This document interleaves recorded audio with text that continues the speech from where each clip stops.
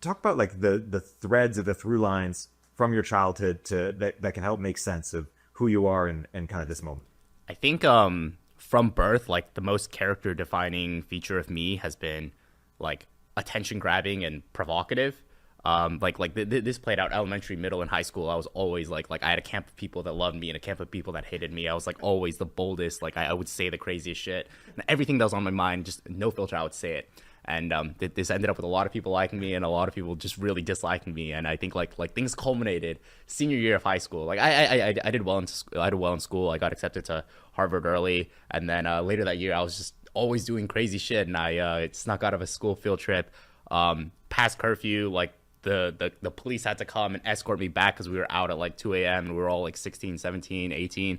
And then I got a suspension for that. And that was like when the camp of like Roy haters took the storm and reported everything everywhere. And it ended up getting me rescinded from Harvard. And then that kind of started my journey of, I think, wanting to actually swing big at building companies. At that point, I felt like my life took such a crazy turn. For context, my parents literally run like a college admissions consulting company. So we literally teach kids how to get into Harvard, and the youngest son of the company like gets fucking rescinded from Harvard. It's like the worst thing ever. So we decided let's keep this quiet. You still have the same test scores and application and everything. Maybe next year you get into a different school.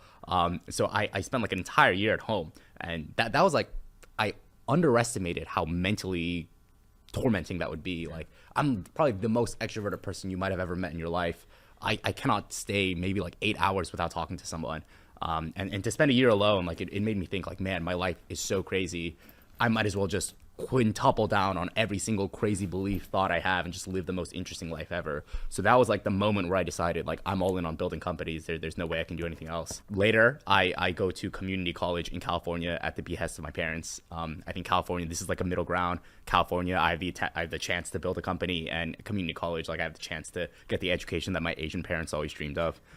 So I do that, and then later I get into Columbia, and like I have to go to Columbia for at least a semester to appease my parents. I go to Columbia, and the first thing I'm thinking is like, can I find a co-founder and a wife? Like those are the only two things that I'm looking for in college, and still looking for the wife. But on pretty much the first day, that's when I met Neil, my co-founder. Started hacking on a bunch of things, and the one thing that worked was the earliest version of Cluely. So